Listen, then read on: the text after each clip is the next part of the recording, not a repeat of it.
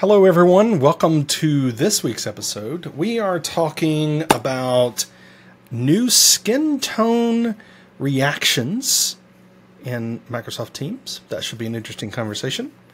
Guess what's coming to SharePoint? Go on, guess. Okay, never mind. Copilot.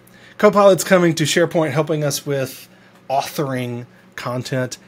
And we're going to be talking about Purview today because the new experience for administrating Microsoft Purview is now GA, whatever that means. Let's roll it.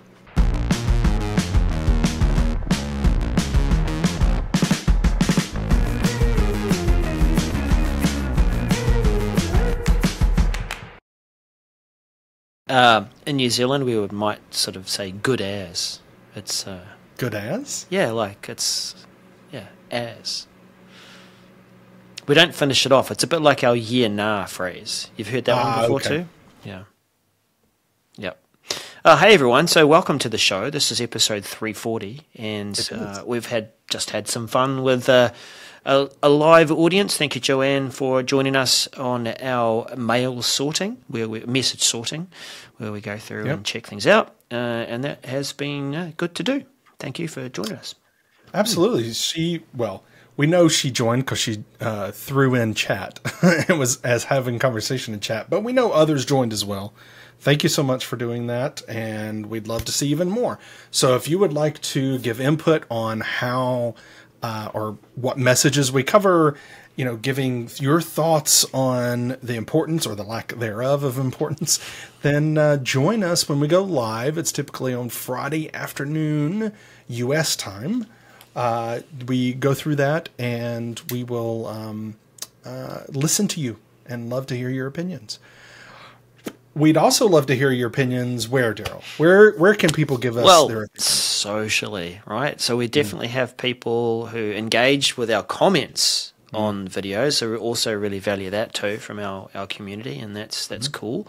And when we do post things on socials, that you are quite welcome to jump on a thread and say, this is how I feel about that, and we will definitely connect with you there. So that is at 365MCS on all the socials that matter.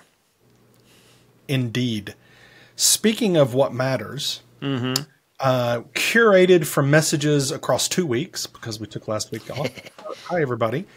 We have curated these messages along with the help of those that joined us live at the aforementioned live session. Let's jump right into it and start talking about some tonage. Yeah, tonage. As opposed to tonnage. Right. Right, yes. So Microsoft Teams, new skin tone settings and reactions. This is MC 809602. This is good to see in the Teams product.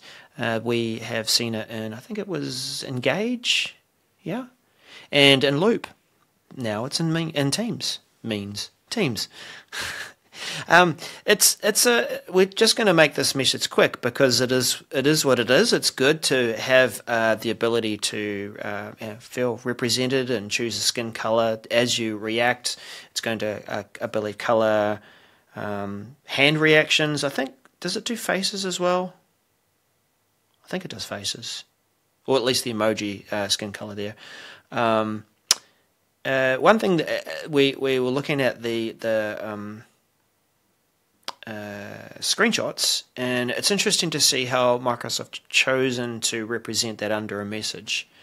So there are 6 skin tones, Daniel, correct? Yep. Yep, that's and right. Let's say we've got an example in the screenshot there of the 4 people, one yellow hand and 3 other shades. It's represented as, I don't know whether it's the top 3 or only 3, but it might just display 3 out first 3 of the 6, the first 3. Yeah, I don't know. And so it means that as like 4 people have given the thumbs up for the message in this screenshot, that it's going to represent each skin tone. And there's another example there of fingers crossed as well. So could mean that the number of reactions will stretch. But yeah, I think to keep it short, Daniel, it's good to have it as an option to represent our skin color, feel represented. Just an interesting way to display it underneath messages. What are your thoughts? Yeah, I think so. I would agree with everything you just said. It's one of those episodes again, is it? You're just going to No. It's just I agree with you, and I think that there's implications there, like you just mentioned. Of it looks like the implication in the screenshot is that it will only show the 3. We don't know what 3. Yep. Of a reaction, so or variations of the reaction with skin tone. So I guess we'll see more about that when it gets rolled out. Speaking of which, yeah. So rollout dates. Oh, I mentioned too that it's also for Teams Mobile, targeted release early August and complete mid-August. General availability, that's worldwide and GCC. And mid-August, expect late through to late August, and general availability GCC High and DoD is mid-September through to late September. And well, look, we're speaking of I don't know. I've got to really work on these transitions, Daniel. I think I need some assistance on this. Do you think Copilot could help me with transitions? It definitely could. Why don't you open up your SharePoint page and start typing it out in a text editor, and I'll do that. While I do that, you do the message. Right. Microsoft SharePoint Authoring Assistance from Copilot, MC 808837. This, long awaited. I've been waiting for this for a while. And I think a lot of people have too. Hey, we author things in various apps, Word, for instance, right? We have the ability to use Copilot there already. Was waiting for this to come to SharePoint, and here it is. When we are using the rich text editor, we're going to have the capability, as long as, of course, you have a license, to use Copilot for Microsoft 365. Then we're going to have that capability in that rich text editor to be able to create the content. Now, the screenshots that we're seeing here in this message has, it doesn't say create. We don't see the create experience. It's rewrite experience that we're seeing. So hopefully we're going to be able to do that, and it'll be easy to figure out how to create here. It's just not in the screenshots because it doesn't give a detailed, here's how you're going to do it explanation in this. Another thing I wanted to kind of point out here is that the rewrite experience seems like it is one that we're familiar with from other products, right? We say, hey, we want to rewrite this. Do we want to use this, or do you want to have Copilot try it again, right? And go through that process again. So I think that's going to be really helpful. What it also doesn't show is, or what the screenshots do show is rewriting the whole text web part, right? All the content that's in the web part. Are we going to be able to highlight, 2 sentences and rewrite, or is it going to be all of? We don't know that quite yet because it's not in the screenshots. What do you think, Daryl? Are those good things that I point out, or is there something else that you're noticing that? Yeah. Well, two things. As you said, what we don't see is the creation part. I think it's going to fall in line with other places we see where it is that that suggested sort of shadow text before you start typing. It could say something like just start typing or use Copilot. And so that might be where you trigger off that creation prompt process. The other thing I notice here, it is different. Where we've been able to change the tone, it's interesting how there's a couple of buttons there to help me condense or help me elaborate. So that's giving the instruction to Copilot that this is what I'd like you to do. I haven't seen that anywhere else. Yeah, agreed.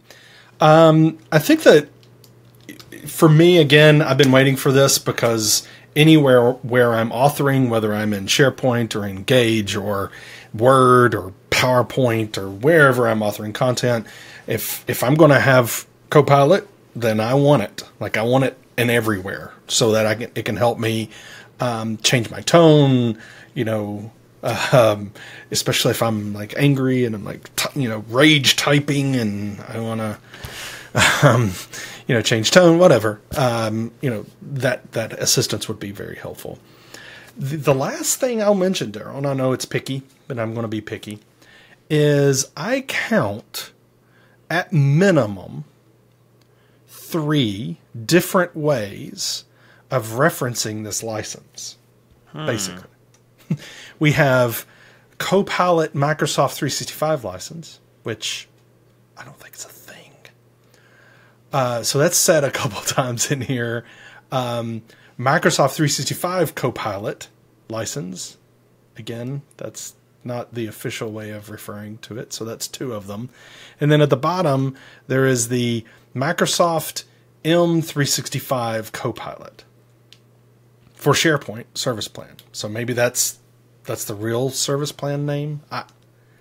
Anyway, I believe it's still called Copilot for Microsoft 365.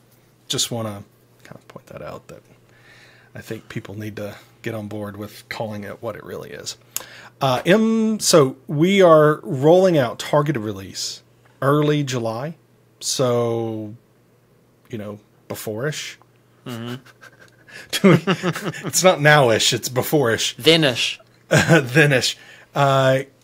Expect to be completed by late July, and then general availability worldwide late July, which is in a couple of weeks or so-ish, and expected that complete rollout to be early August. So I'm looking forward to it and getting that Copilot experience in SharePoint.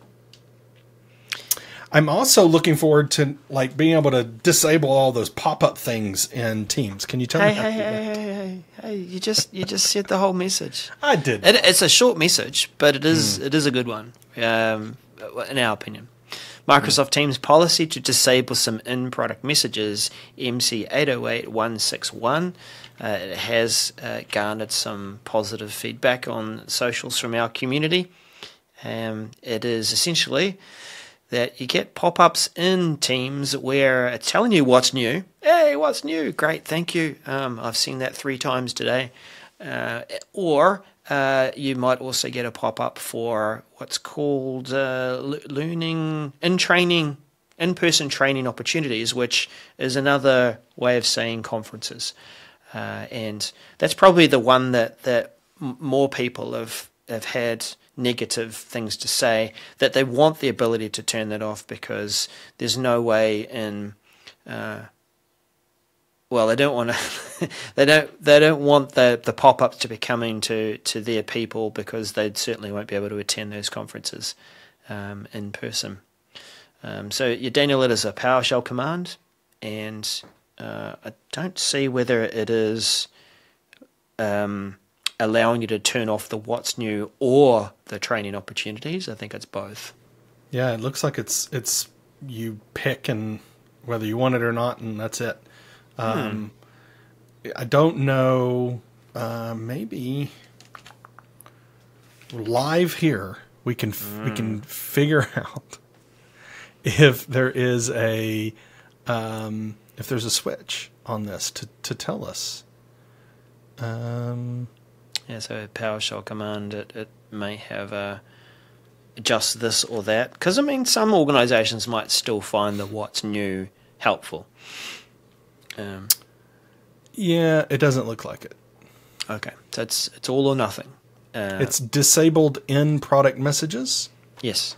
It's either on or off. Yeah, looks like it. All right. Well, that is available now. And feel free to, disable, as the case may be.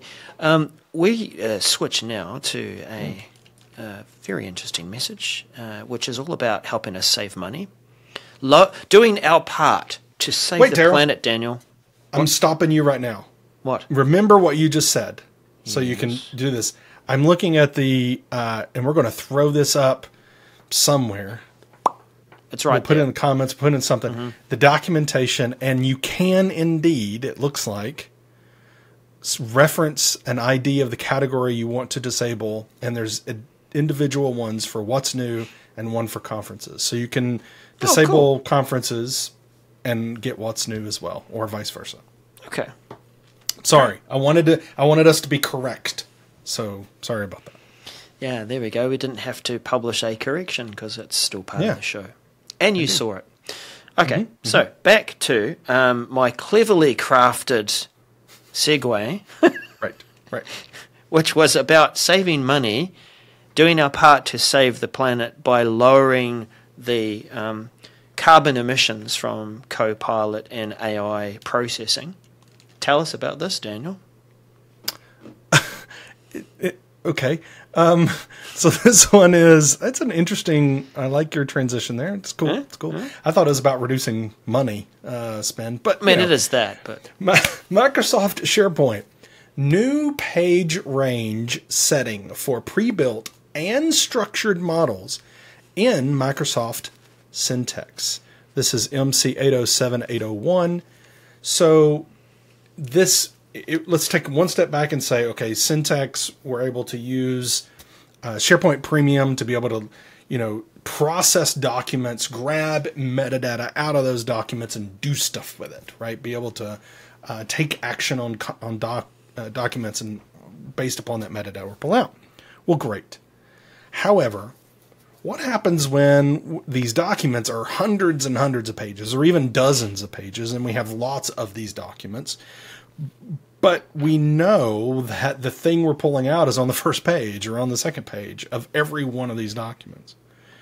Well, the way it works is if you upload that 100-page document and there isn't in a filter that we're talking about here, then it processes every page and it charges you for every page.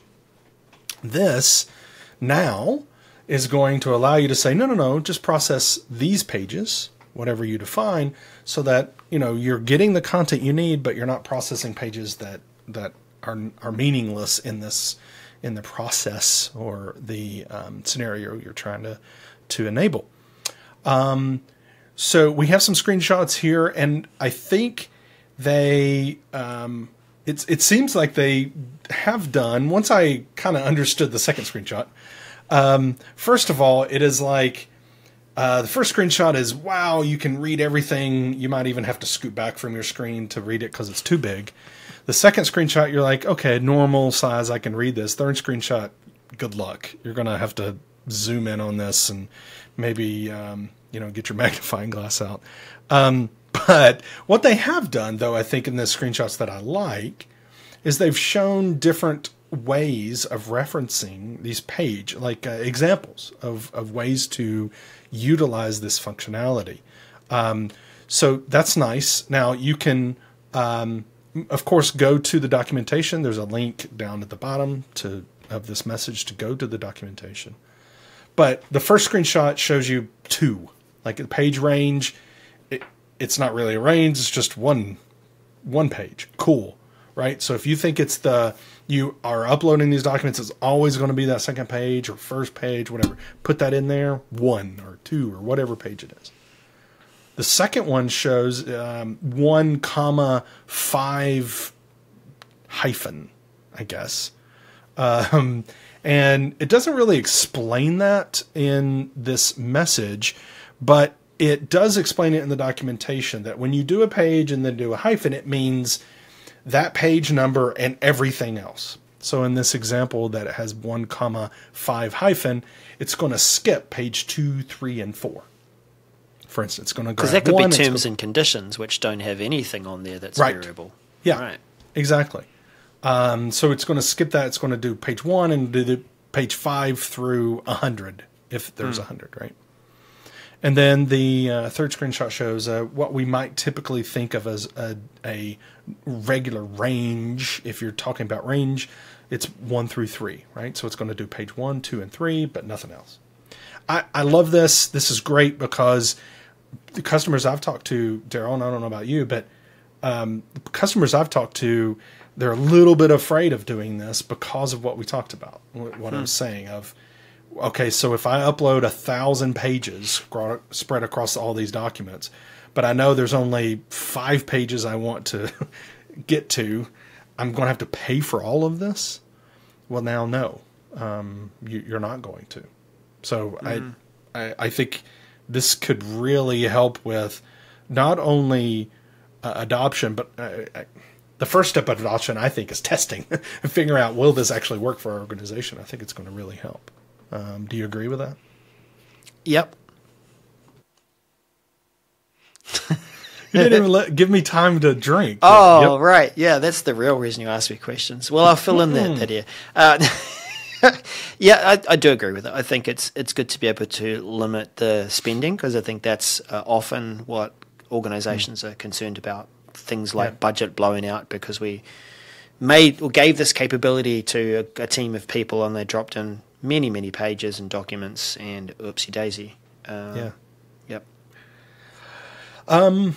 This is rolling out, general availability worldwide mid-July, and will be completed by early August. Of course, this is something you have to set up. You know, you're going to have to set up the pay-as-you-go and do all this to get SharePoint Premium working, so that, you know, and then set the model, all that kind of stuff. So it's not like a, you know, anybody can do this and automatically start charging money to your organization, but do this and do it the right way, and save your company money and automate some awesome processes is my suggestion. Next up, Daryl, you ready? This is going to be a quick one. Oh, so yes, it will be. I am sharing the stage with you. Go for it. Okay. Microsoft OneDrive Change to Shared Folder Experience. It's MC806523.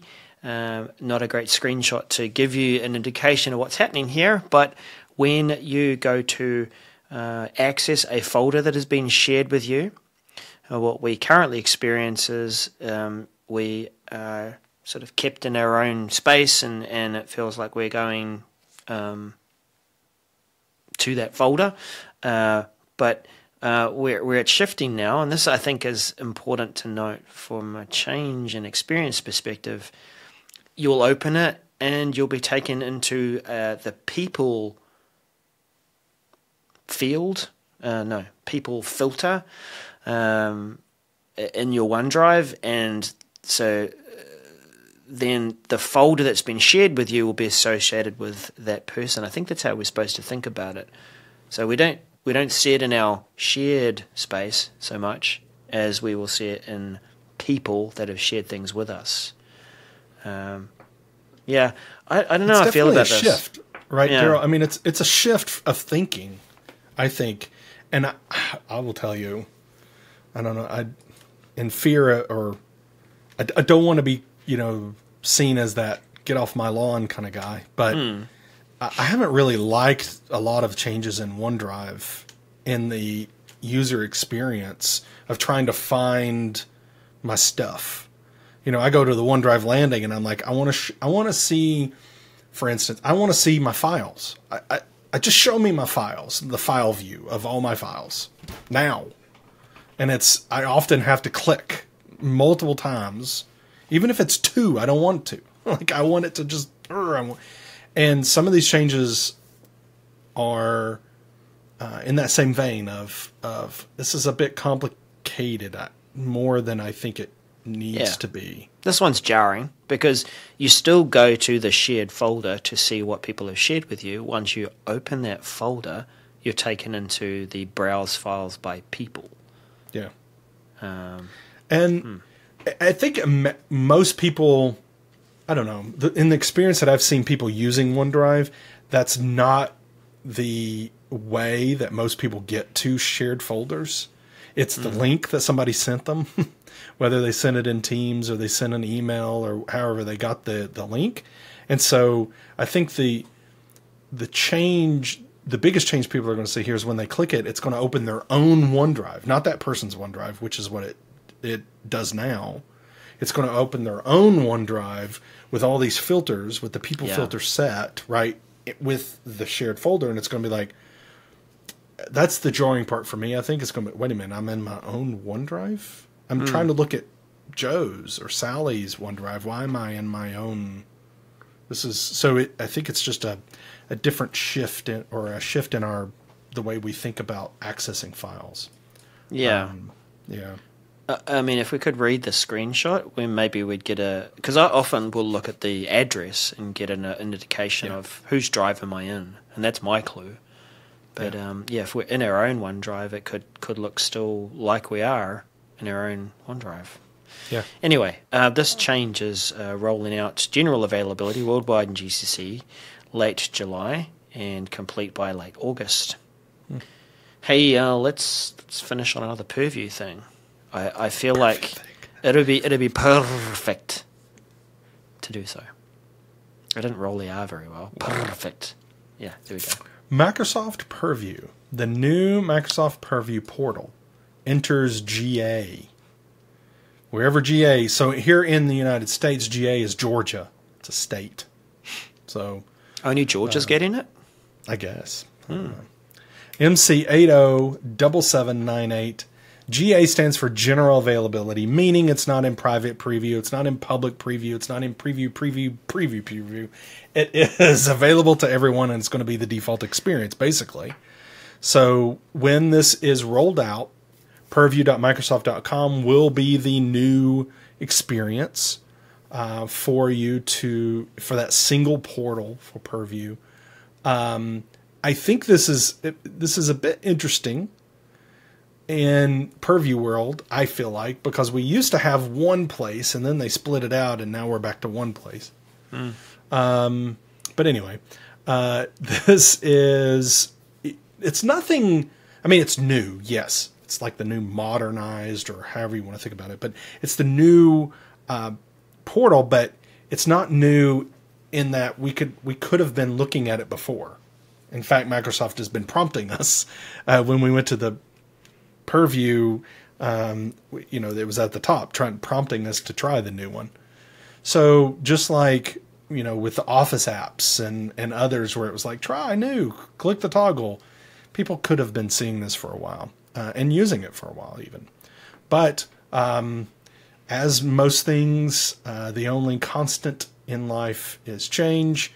This is just letting you know it's actually going to change, and you're going to have to get used to it. So start using it, because that's the way it's going to be.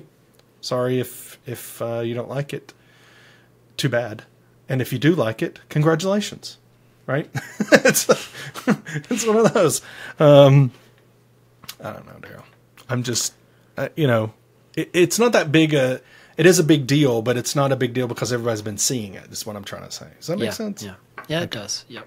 Yeah. Okay. I mean, if you're moving people's experience and where their cheese is and all that sort of stuff, it's like that. And I think we still see that ongoing struggle with other products like Outlook, classic versus new. Yeah. You get into a habit of where you go to do things. Exactly.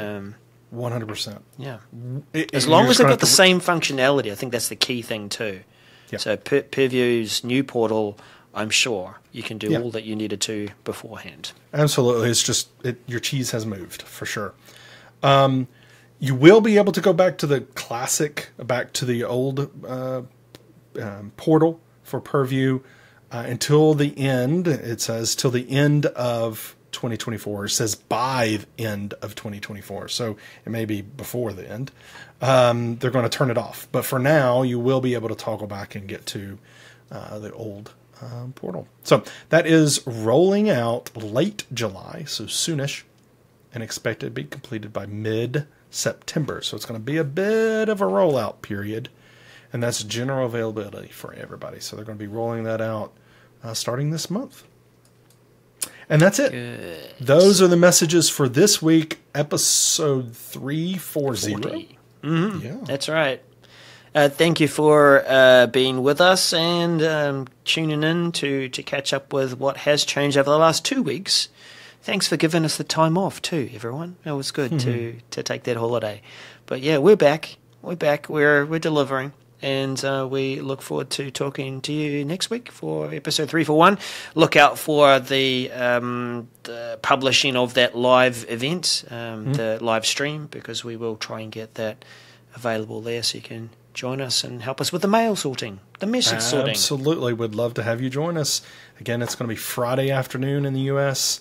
If you're in the APAC, although Daryl wants to be called something else now, it'll be on Sunday or Saturday morning, I guess. I was about to say Sunday. That's a leap.